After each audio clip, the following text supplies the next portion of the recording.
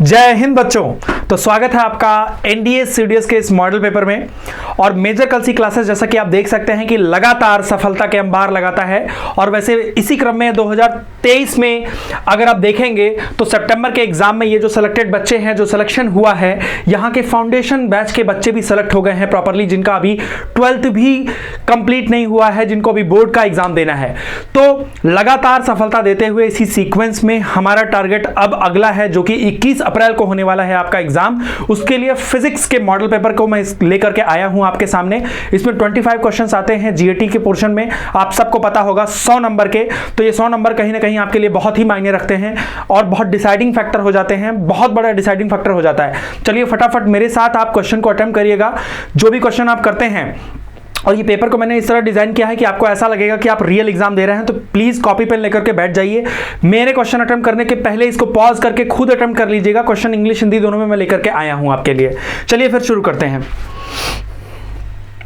Iron blocks are equal masses but with double surface area slide down an inclined plane with friction mu। और उसके बाद बात कर रहे हैं कि if the first block with the surface area A experiences a frictional force F, then the second block with surface area 2A with experience the कितना experience करेगा ये देखना है। ठीक है, तो देखिए अब देखिए जो सरफेस जो फ्रिक्शन होता है, friction is independent upon surface area of contact. Area surface area से इंडिपेंडेंट होता है, इसीलिए बाद में भी फ्रिक्शन वही लगेगा, चाहे आपका सरफेस एरिया ए हो नीचे कांटेक्ट का, चाहे बड़ा सा हो बी। अगर मटेरियल वही है तो फ्रिक्शन वही लगेगा। तो ऑप्शन नंबर बी करेक्ट हो जाएगा। दूसरा क्वेश्चन देख लीजिए। A person moves 30 metre north, 30 metre वो नॉर्थ को जाता है। सवाल को पढ़ते ही तुरंत ही आपको एक्शन लेना होगा। 30 मीटर वो नॉर्थ की ओर जाता है और 20 मीटर ईस्ट की ओर जाता है। ध्यान रखिएगा, ये 30 मीटर है और ये 30 मीटर तो थोड़ा ज़्यादा होगा और ये 20 मीटर थोड़ा कम होगा। फिर क्या करता है, फिर वो 30√2 मीटर साउथ वेस्ट डायरेक्शन में जाता है। अब बताओ, अगर ये 30 चला गया होता तो यहां पर ऑब्वियस सी बात है 30√2 कहां पे आता, यहां मिलता।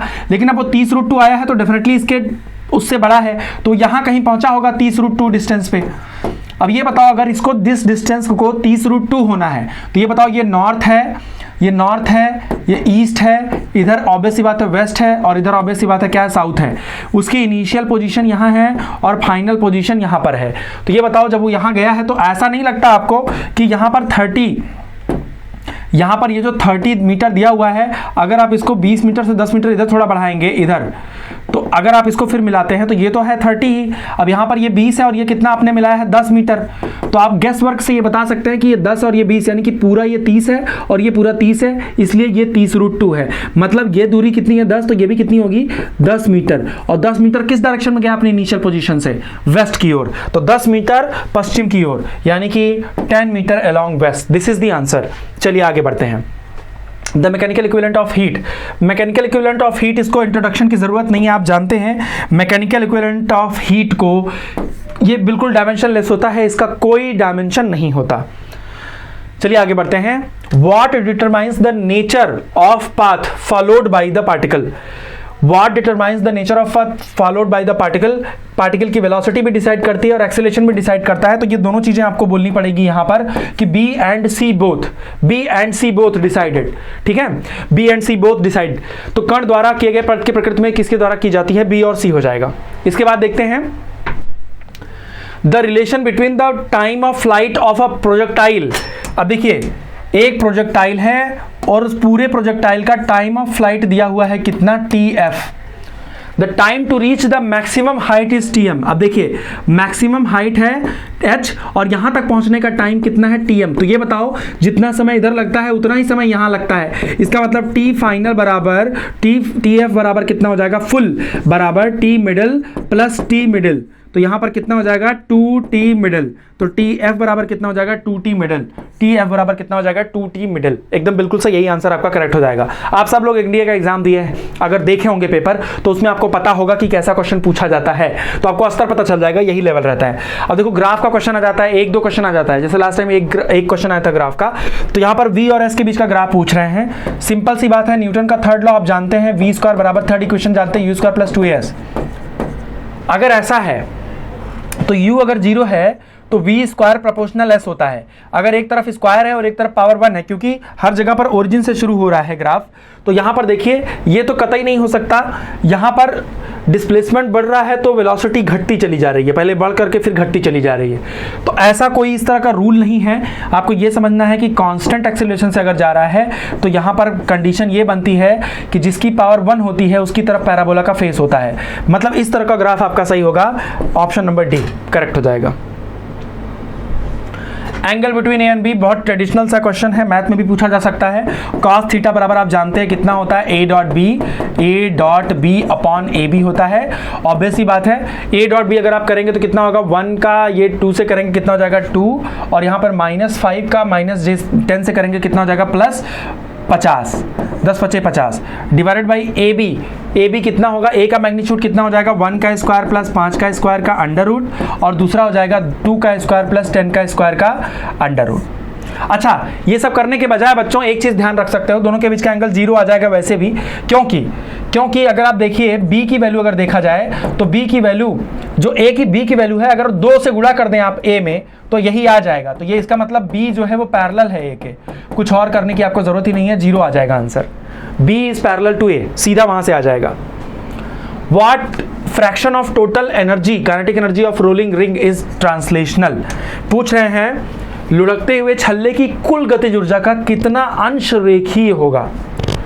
अब लुढ़कता हुआ छल्ला है तो ऑब्वियस सी बात है, अगर रिंग है और वो लुढ़कता हुआ आ रहा है तो फ्रिक्शन काम कर रहा है, उसकी टोटल एनर्जी कितनी होगी, हाफ mv स्क्वायर 1 + k² अब रिंग के लिए k² की वैल्यू कितनी होती है, क्योंकि रिंग का होता है mr², तो यहाँ पर ये जो फैक्टर होता है यही होता है k²/r²। तो टोटल एनर्जी इसकी कितनी हो जाएगी बच्चों, टोटल एनर्जी कितनी हो जाएगी 1, तो 1 1 2 2 2 कट जाएगा, कितना आ जाएगा सिर्फ और सिर्फ mv²। लुढ़कते हुए छल्ले की कुल गतिज ऊर्जा का कितना अंश रेखीय होता है। अब ये बताओ इसकी लीनियर कितनी होगी, सिर्फ इसकी ट्रांसलेशनल कितनी होगी, हाफ mv²। अब ये बताओ हाफ mv² का कितना हिस्सा लुढ़कते हुए छल्ले की कुल गतिज ऊर्जा का कितना अंश रेखीय होता है। अब इसका कितना हिस्सा रेखीय है बताइए, आधा। देखो mv² का आधा है ना ट्रांसलेशनल, मतलब उसमें हाफ ट्रांसलेशनल है और हाफ आपका रोटेशनल है, दोनों मिल करके टोटल काइनेटिक एनर्जी आपकी आ जाती है mv²। If the mass and radius of the planet are doubled, then the acceleration due to gravity on the surface will become। अब देखो मास और रेडियस दोनों को डबल कर दिया गया है, मतलब दोनों को डबल कर दिया गया है, तो ग्रेविटी पर क्या असर पड़ेगा, ग्रेविटी होती है g। अब यहाँ पर कितना हो जाएगा 2m और यहाँ पर कितना हो जाएगा 2r का स्क्वायर, तो यहाँ पर कितना हो जाएगा g2m अपॉन यहाँ कितना हो जाएगा 4r², ये 2 हो जाएगा, कितना आ जाएगा gm/r², और यहाँ पर 2 है यानी कि g/2, यानी कि g' बराबर कितना हो जाएगा g/2, यानी कि ये आधा हो जाएगा। चलिए आगे बढ़ने से पहले मैं बता दूं कि अगर आप ऑनलाइन प्रिपरेशन करना चाहते हैं, मेजर कलसी क्लासेस का पूरा प्लेटफॉर्म है, इसका ऐप है, आप ऐप स्टोर से डाउनलोड कर सकते हैं, और वहां पर लिमिटेड ऑफर के लिए आपको बहुत ही बेस्ट ऑफर मिल रहे हैं, जो कि आप इस नंबर पर पता कर सकते हैं तुरंत इमीडिएटली। आप जहां कहीं भी हैं वहीं बैठ करके प्रिपरेशन करना चाहते हैं, आप इनमें से किसी भी एग्जाम की, चाहे वो CDS हो, CPF हो, FCAT हो, ACC हो, ICGAC हो, आप उन सबकी प्रिपरेशन कर सकते हैं घर बैठे। देखिए ये सवाल बहुत बढ़िया सा है कि 2 तार हैं A और B। आप जानते हैं एनडीए का स्तर थोड़ा थोड़ा बढ़ रहा है और अप्रैल में जो क्वेश्चन आता है लेवल थोड़ा सा बेटर रहता है। तो 2 तार A और B हैं, विस्तार से हैं, लेकिन उनके पदार्थ भिन्न हैं। उनके भार प्रसार के ग्राफ को चित्र में दर्शाया गया है। यदि YA YB तार A और B के यंग प्रत्यास्थता गुणांक को दर्शाते हैं, मतलब A और B यंग मॉडुलस को दर्शाते हैं, तो इसमें से किसका यंग मॉडुलस ज़्यादा होगा। अब ये बताओ, जिसका स्लोप ज़्यादा होगा, ये देखो इसका स्लोप ज़्यादा है, इसका मतलब अगर मान लो इसमें इतना इलॉन्गेशन आया है, मतलब ये इतना खिंचा हुआ है कोई वायर, मतलब कोई वायर अगर इतना खिंचा हुआ है तो उसके करस्पॉन्डिंग आपको कितना लोड लगाना पड़ा, इतना। अगर ये वायर इतना खिंचा हुआ, ध्यान से समझना, उसके करस्पॉन्डिंग आपको इतना ही लोड लगाना पड़ा। लेकिन अगर इसको देखा जाए बी वाले को, तो इतना ही खींचने के लिए आपको लोड ज़्यादा लगाना पड़ा, लोड ज़्यादा लगाना पड़ेगा ना। बी वाले को उतना ही खींचने के लिए लोड ज़्यादा लगाना पड़ा। अब आप जानते हैं वाई बराबर क्या होता है, स्ट्रेस अपॉन स्ट्रेन। स्ट्रेस का मतलब वही लोड ही है, स्ट्रेस का मतलब लोड पर यूनिट एरिया से ही है। तो स्ट्रेस ज़्यादा है किसका, बी वाले का। इसका मतलब बी वाले का यंग्स मॉडुलस बच्चों क्या होगा, ज़्यादा होगा। बढ़िया सवाल है, बी का यंग्स मॉडुलस बिल्कुल ज़्यादा होगा। ठीक है, इसको ध्यान से रखना, इसका लॉजिक मैंने सीधा बता दिया आपको। एक मटेरियल है, शायद इसको आप कर लें जल्दी से। Material used in manufacture of cooker must have. अब ये बताइए, कुकर जो होता है वो खाना पकाने के लिए यूज होता है। कुकर में जो पदार्थ उपयोग में होता है उसके लिए निम्न में से कौन सा उचित गुणधर्म है। उसका जो के ऊष्मा चालकता गुणांक और एस विशिष्ट ऊष्मा है। देखिए ध्यान रखिए, ऊष्मा चालकता, कुकर में जो खाना बनेगा उसके लिए क्या इंपॉर्टेंट है बताइए, उसके लिए क्या इंपॉर्टेंट है। आप सीडीएस में भी देखेंगे, सीडीएस का ये क्वेश्चन बन सकता है, बहुत बढ़िया क्वेश्चन बन सकता है ये। तो देखिए सीडीएस में आप जानते हैं टोटल 8 से 10 क्वेश्चन आएंगे मैक्स टू मैक्स, ठीक है, उसको आपको हैंडल करना है। चलिए तो ये बताइए, यहां पर अगर देखिए तो यहां पर लो एस होना चाहिए, क्योंकि स्पेसिफिक हीट विशिष्ट ऊष्मा का मतलब होता है 1 डिग्री सेल्सियस टेम्परेचर बढ़ाने में जितनी आपको हीट देनी पड़ेगी, तो वो कम से कम देनी पड़े, यही आपके लिए अच्छा है। तो 1 डिग्री सेल्सियस बढ़ाने के लिए जितनी हीट देनी पड़ेगी उसको हम मान लेते हैं वो कम होना चाहिए, लो एस होना चाहिए। और कंडक्टिविटी जो होनी चाहिए, कंडक्टिविटी उसकी हाई होनी चाहिए, ताकि जल्दी से, अगर जो कुकर है, बर्तन है, अगर देखो अगर कंडक्टिविटी हाई होगी तो नीचे से आप गर्म करेंगे तो जल्दी से बर्तन पे ट्रांसफर हो जाएगा, जल्दी से खाने में चला जाएगा, ये खाने को ट्रांसफर हो जाएगा जल्दी से। और अगर स्पेसिफिक हीट कम होगा तो 1 डिग्री सेल्सियस टेम्परेचर बढ़ाने के लिए कम ही हीट देनी पड़ेगी। मतलब लो एस और हाई के। सवाल को हल्के में मत लेना, सवाल को हल्के में मत लेना। पहला हाई के and low S is the right answer. देखो वी आर एम एस दिया है, वी एवरेज दिया है, वी दिया है गैस के लिए, तो आप जानते रहिए फार्मूला, एवरेज का फार्मूला होता है पाई के टी अपॉन 8m। एवरेज का फार्मूला होता है पाई के टी अपॉन 8m, ठीक। और मोस्ट प्रोबेबल का फार्मूला होता है 2 के टी अपॉन m, ठीक। और उसका फार्मूला होता है, क्या कहते हैं, आरएमएस का फार्मूला होता है अंडर रूट 3 के टी अपॉन m, ठीक है, अंडर रूट 3 के टी अपॉन m। तो इसमें से आपको बताना है किसकी वैल्यू सबसे ज़्यादा होगी, इसमें से आपको बताना है किसकी वैल्यू सबसे ज़्यादा होगी। अब आप अगर इसको गौर से देखेंगे तो ये 1/5 समथिंग आएगा, उसका रूट लोगे बहुत कम होगा, फिर 1 समथिंग, अगर 1 को बहुत कम से डिवाइड करोगे तो वैल्यू थोड़ा ज़्यादा आएगी। तो ये एवरेज सबसे ज़्यादा होगा, फिर आरएमएस होगा, फिर कौन होगा, ये होगा। मतलब एवरेज सबसे ज़्यादा होगा, फिर आरएमएस होगा, और फिर मोस्ट इंपॉर्टेंट, ये क्या कहते हैं, मोस्ट प्रोबेबल होगा। ये ऑप्शन आपका करेक्ट हो जाएगा। एवरेज सबसे ज़्यादा, फिर वीआरएमएस वैल्यू हो जाएगी, फिर ये हो जाएगी, ठीक है। यहाँ से आप कैलकुलेट करके निकाल सकते हैं। ये देखिए 2 स्प्रिंग दिया हुआ है, दोनों का कांस्टेंट, इसका के है, इसका के है। तो ये बताओ, जब स्प्रिंग में सेम तरह का खिंचाव हो, मतलब सेम एलोंगेशन हो, सेम तरह का खिंचाव हो या सेम तरह का दबाव हो, तो उस केस में जो फार्मूला होता है वो पैरेलल कॉम्बिनेशन माना जाता है। और अगर आप फ्रीक्वेंसी लिखेंगे तो फ्रीक्वेंसी होती है 1/2 पाई अंडर रूट के अपॉन के इक्विवेलेंट अपॉन m। अब यहाँ पर के इक्विवेलेंट क्या हो जाएगा, के इक्विवेलेंट हो जाएगा कितना, k + 2k। डायरेक्ट जोड़ देते हैं, पैरेलल में डायरेक्ट जोड़ देते हैं। अगर आप इसको इधर दबाओगे तो जितना ये दबेगा उतना ये खींचेगा ना, तो दोनों पैरेलल में है, इस वक्त दोनों पैरेलल में है। तो यहाँ पर हो जाएगा ऊपर 3k, तो ऑप्शन नंबर सी सही हो जाएगा। आगे बढ़ते हैं। इक्वेशन ऑफ प्रोग्रेसिव वेव दिया हुआ है, किसी तार के लिए प्रगामी तरंग का समीकरण दिया हुआ है आपके सामने, y बराबर दिस, और बताए हैं कि वेग का मान बताना है। तो वेग बराबर होता है ओमेगा अपॉन के। अब देखिए ओमेगा टी माइनस के एक्स होता है, ओमेगा टी, ओमेगा के जगह पर कितना है, पाई बाई 2, 8 पाई बाई 2, और अपॉन के का मतलब कितना है यहाँ पर, पाई बाई 16। अब यहाँ पर हो जाएगा 2 4, तो कितना हो जाएगा 4 पाई अपॉन पाई इंटू 16। तो पाई से पाई कट जाएगा, कितना आ जाएगा 64। अब यहाँ पर माइनस का साइन है, ये मतलब ये पॉजिटिव x डायरेक्शन में जा रहा है, यानी कि प्लस x डायरेक्शन में जा रहा है। अगर माइनस का साइन है तो प्लस में, और प्लस का रहता है तो माइनस दिशा में जाता है। Electric potential and electric field due to a point charge. Electric potential and field at a point due to electric dipole पूछ रहा है, पॉइंट चार्ज नहीं पूछ रहा है। तो अगर इलेक्ट्रिक डायपोल देखा जाए तो इसके वजह से जो इलेक्ट्रिक पोटेंशियल होता है वो प्रोपोर्शनल होता है 1/r² के, और जो ये होता है ये 1/r³ के होता है। आपको अगर फॉर्मूला याद होगा तो आपको पता होगा। तो पोटेंशियल और ये इसका रिलेशन ये हो जाता है। करंट वोल्टेज ग्राफ दिया गया है मेटेलिक कंडक्टर के लिए, दो डिफरेंट टेम्परेचर और T1 और T2 दिया गया है, और अगर हमें देखा जाए तो बताना है आपको टेम्परेचर कौन सा ज़्यादा होगा। अब ये बताओ, अगर कंडक्टर का देखा जाए तो टेम्परेचर बढ़ाने के साथ, अगर T1 और T2 टेम्परेचर बढ़ाने के साथ अगर यहाँ I होता और यहाँ V होता तो इसका स्लोप क्या हो जाता, V/I, डेल्टा V/ΔI हो जाता, और डेल्टा V/ΔI ही रेजिस्टेंस हो जाता, और यही इसका स्लोप है, मतलब कितना, tan थीटा। अब ये बताओ, जितना जितना थीटा बढ़ेगा उतना उतना रेजिस्टेंस बढ़ेगा, मतलब उतना उतना टेम्परेचर बढ़ता चला जा रहा है। मतलब यहाँ पर T2 ग्रेटर देन कितना होता है, T1, लेकिन यहाँ पर उल्टा केस है, यहाँ I है और यहाँ V है। तो यहाँ ये बताओ, ये बड़ा होगा ना, T2 बड़ा होगा, मतलब दूसरा वाला बड़ा होता। अब यहाँ पर T1 यानी कि T1 बड़ा होना चाहिए था, लेकिन यहाँ I है और यहाँ V है तो T2 बड़ा होगा, तो T2 बड़ा होगा, T2 ग्रेटर देन T1 हो जाएगा। सेम चीज़, सेम लॉजिक से। A current carrying coil is placed in a constant uniform magnetic field B. Torque maximum on this coil when the coil is placed. Torque बराबर होता है mb sin theta, mb sin theta. अगर कोई coil है उसका area vector, अगर आप ये देख रहे हो, एरिया वेक्टर ये होता है, क्योंकि m का वैल्यू होता है I × A। अब ध्यान रखना, A अगर कॉयल को आप इसके पैरेलल प्लेस करोगे, मतलब कॉयल को मैग्नेटिक फील्ड के अगर आप पैरेलल प्लेस करोगे, मतलब ये मैग्नेटिक फील्ड है, तब जाकर के इसकी वैल्यू मैक्सिमम होगी। अगर आप परपेंडिकुलर प्लेस कर दोगे गलत हो जाएगा, तो पैरेलल टू बी हो जाएगा, मतलब ये बी के समांतर होना चाहिए। मेजर कल्सी क्लासेस की बुक ने लगातार इस चीज को प्रूव किया है कि इसका जो कंटेंट है, इसकी जो वैल्यू है वो दिन ब दिन बढ़ती चली जा रही है, क्योंकि इसमें जो क्वेश्चंस हैं बच्चों और जो टाइप है, जो वैरायटी है, उससे बाहर कभी आता नहीं है।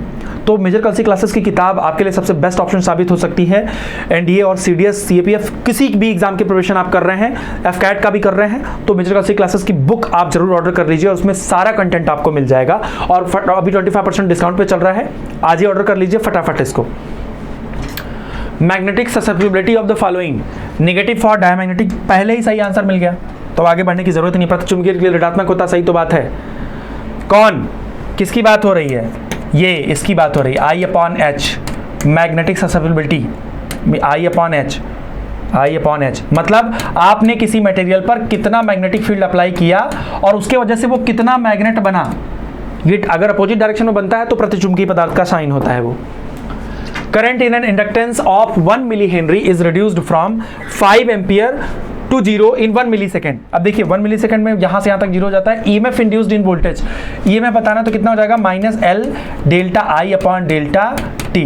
अब यहाँ पर देख लीजिए माइनस का केस खत्म हो गया, तो मैग्नीट्यूड बता रहे हैं, तो यहाँ पर L का वैल्यू दिया हुआ है 1 मिली हेनरी, यानी कि 1 × 10⁻³ और यहाँ पर करंट 5 एम्पियर टू 0 एम्पियर जाती है, यानी कि माइनस का साइन चलो रखते ही हैं, तो यहाँ पर कितना हो जाएगा 0 - 5, और कितने समय में बच्चों, 1 मिलीसेकंड में, यानी कि 1 × 10⁻³ तो इसका पूरा खेल ही खत्म हो गया।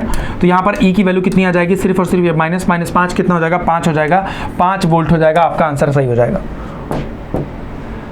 Refractive index of water related to air, refractive index of water related to air is 1.33 and that of oil with respect to air, मतलब ऑयल का अगर हम देखें एयर के रिस्पेक्ट में तो वो कितना है, वो है 1.45। तो refractive index of oil with respect to water, अगर आपको oil with respect to water निकालना है तो इसका मतलब हो जाता है oil with respect to water, तो यहां पर हो जाता है एयर के रिस्पेक्ट में ऑयल का बटे एयर के रिस्पेक्ट में वाटर का। And water with respect to oil, अगर water with respect to oil कहा जा रहा है, यानी कि oil with respect to water कहा जा रहा है, तो जो ये आएगा उसी का उल्टा कर देंगे। तो ये बताओ AUO कितना है, 1.45 अपॉन में कितना, 1.33।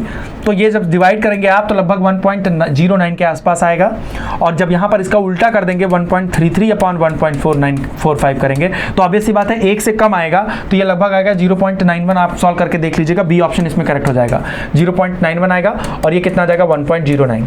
ये सॉल्व करना पड़ेगा आपको वहां पर। अब देखिए, when a ray of light enters a medium of refractive index mu, it is observed that the angle of refraction is half the angle of incidence. Then the angle of incidence is, angle of refraction is half the angle of incidence. अब देखिए, sin I upon sin R बराबर होता है, sin I upon sin R बराबर होता है कितना? अब वो जा रहा है रे इंटर्स from a medium of refractive index mu में इंटर करता है, तो ये हो जाएगा म्यू के बराबर, म्यू अपॉन 1 हो जाएगा कि एयर से कर रहा है। अब यहाँ पर देखिए, ये हो जाएगा साइन आई और आर कितना हो जाएगा, साइन आई बाई 2। तो यहाँ पर आप 2 sine I by 2 into cos I by 2 कर सकते हैं, बराबर कितना हो जाएगा, म्यू हो जाएगा। अब यहाँ से sine I by 2 sine I by 2 cut जाएगा, ये केवल 2 उधर चला जाएगा, तो ये म्यू बाई 2 हो जाएगा किसके बराबर, कॉस आई बाई 2 के बराबर, म्यू बाई 2 हो जाएगा। आई बाई 2 के बराबर हो जाएगा cos inverse mu by 2, I by 2 के बराबर हो जाएगा कॉस इनवर्स म्यू बाई 2, और यहाँ 2 से मल्टीप्लाई कर देंगे तो 2 कॉस इनवर्स म्यू बाई 2 आपका आंसर सही हो जाएगा, option number A. Optical fibre are related. चलिए, ऑप्टिकल फाइबर किस में रिलेटेड होती है, संचार व्यवस्था से इनका रिलेशन होता है, प्रकाश से, कंप्यूटर से नहीं है, क्योंकि इनमें से कोई नहीं बोल रहा है ना, तो कंप्यूटर वगैरह से नहीं, कम्युनिकेशन से होता है इसका। Electron and proton are accelerated through the same potential then. अब देखो, इलेक्ट्रॉन और प्रोटॉन को सेम पोटेंशियल से किया गया है, विभवांतर से त्वरित किया गया है, तो lambda E upon lambda M का वैल्यू कितना होगा। अब देखिए, अगर इलेक्ट्रॉन और प्रोटॉन को सेम पोटेंशियल से एक्सेलरेट किया गया है तो H C upon E V होता है, ठीक है, H C upon E V होता है, मतलब क्यू वी होता है। तो अगर देखा जाए तो यहाँ पर चार्ज पे डिपेंड करता है, और इलेक्ट्रॉन प्रोटॉन का चार्ज तो सेम ही होता है, तो यहाँ पर ऑप्शन नंबर ए करेक्ट हो जाएगा, क्योंकि वोल्टेज आपका सेम है और चार्ज सेम है, तो बात वही हो जाएगी, मास के टर्म्स में सवाल ही नहीं उठेगा, ठीक है। If half life period of radium is 1600 years, then its average life, देखिए एवरेज लाइफ की जो वैल्यू होती है वो 1.44 टाइम्स होती है हाफ लाइफ की। हाफ लाइफ कितना है, 1600। जब आप इसको मल्टीप्लाई करेंगे, ये कितना है, टी हाफ है। जब आप इसको मल्टीप्लाई करेंगे तो आपका आंसर नियरली आएगा कितना, 2300 डिग्री से 2300 ईयर के आसपास आएगा। लास्ट का क्वेश्चन है बच्चों, बहुत आसान सा क्वेश्चन है। उम्मीद करता हूं कि अगर आप शुरू से इस मॉडल पेपर को बहुत तन्मयता के साथ करते हुए आ रहे हैं तो इसका आंसर आप खुद कमेंट सेक्शन में देंगे। कमेंट में ही मैं इसके जिसका सही आंसर होगा उसको एक्नॉलेज कर दूंगा मैं खुद पर्सनली, तो आप इसको ध्यान रखिएगा। Difference between soft and hard X ray, बहुत ईजी सा क्वेश्चन है, 1 लाइनर है। कुछ ही 1 लाइनर आपको एनडीए में मिलेंगे, नहीं तो जैसे पिछली बार की अगर बात की जाए तो 6 न्यूमेरिकल आ गए थे, 1-2 ग्राफ का आ गया था क्वेश्चन, फिर उसके अलावा जितने भी थे सब आपके थियरी से थे, ठीक है। चलिए फिर मिलते हैं अगले मॉडल पेपर के साथ। आपकी तैयारी आ रही है नज़दीक, बहुत जल्दी हम एक प्लान के साथ भी आपके पास आएंगे आपके साथ। चलिए अब इसके बाद हम मिलते हैं अगले मॉडल पेपर के साथ, तब तक के लिए जय हिंद, और लिख करके जरूर बता दीजिए कि आपके कितने मॉडल पेपर में क्वेश्चन सही हुए।